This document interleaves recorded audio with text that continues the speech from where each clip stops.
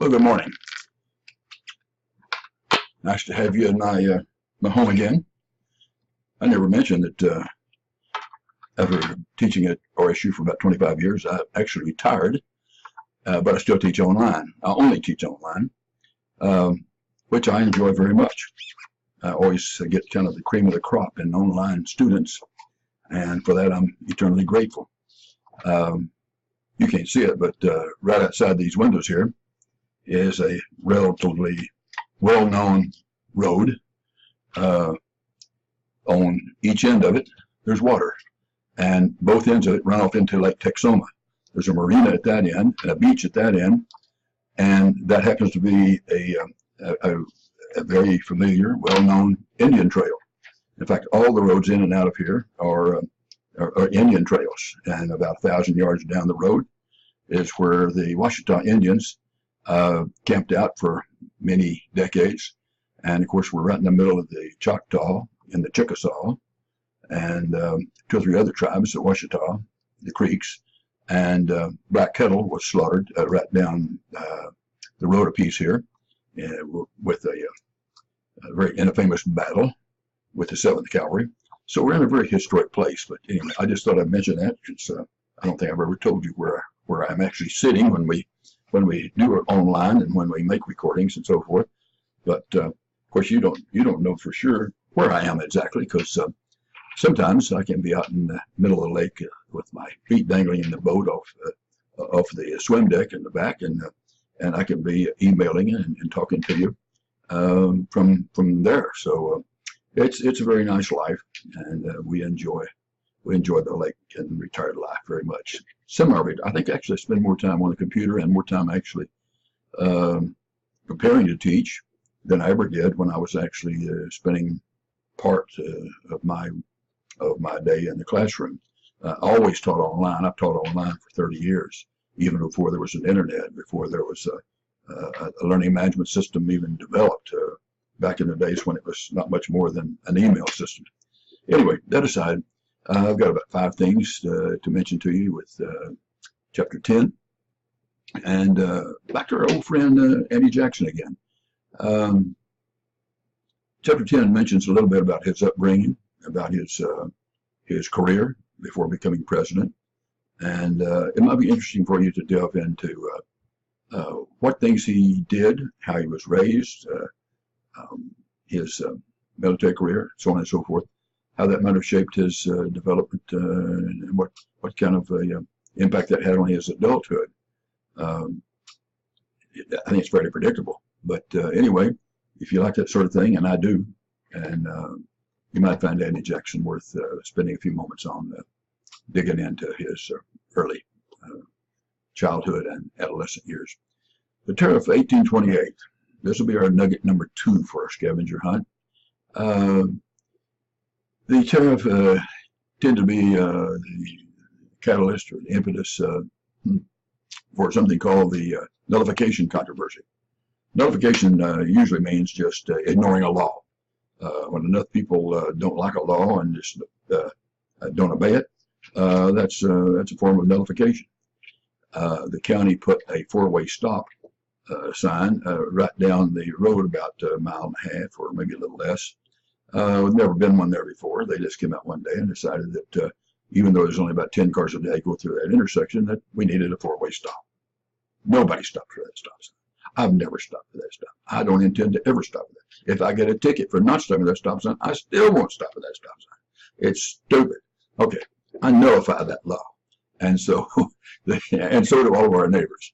So the tariff of 1828, again, it proved to be a very unpopular situation.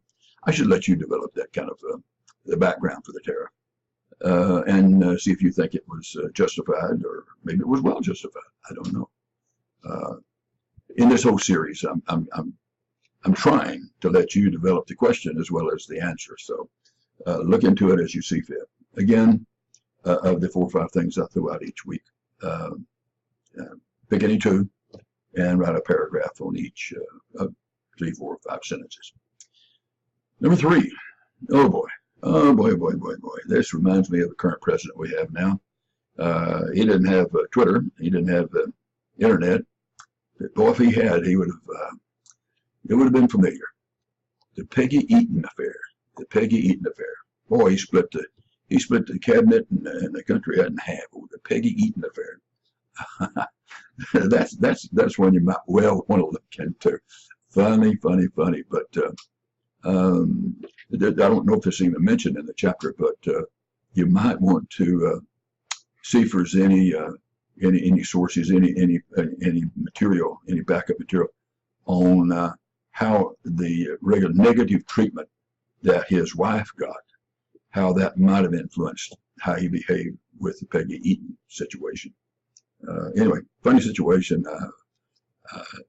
In that regard, he not only reminds me someday of a current president we have, he also reminds me of an incident of Harry Truman, when someone once criticized Harry Truman's daughter. She put on a little mini concert in New York City, and somebody criticized her. And actually, it was a music reporter, entertainment reporter for the New York Times, I believe. But anyway, he had the audacity of saying something negative about Harry Truman's daughter, and wow, it was like the Harry Truman daughter version of the Peggy Eaton affair. Anyway, just a little aside there. I just happened to remember that. Harry Truman is another one of my kind of guys. Number 4,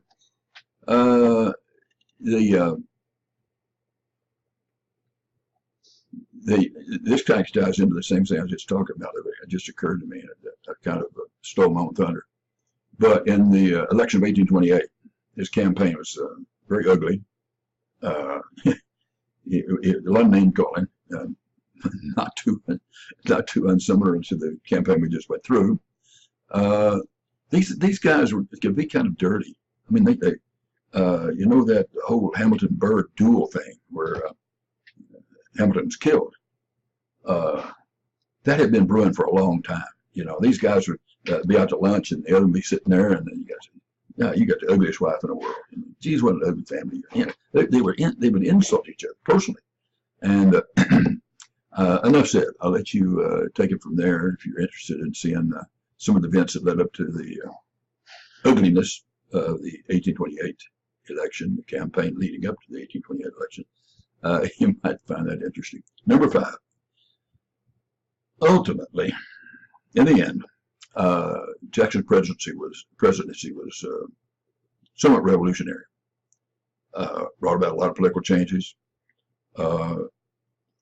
Again, there's so many similarities that you could sit down and write a book on how many things were going on with Andy Jackson's presidency and what's going on with the presidency today. Jackson was accepted by none of the elite. They hated him. It's just he is just a country bumpkin that should never have been elected president. It just infuriated the swamp is the current term. But the elite never accepted him. Never would. He was just too uncouth. But anyway, hope you have fun digging around a little bit and thinking about these little issues. Again, I'll let you decide the question and come up with an answer on any two that you choose to explore. Thanks for being with me. I'll talk to you a little later. Bye-bye.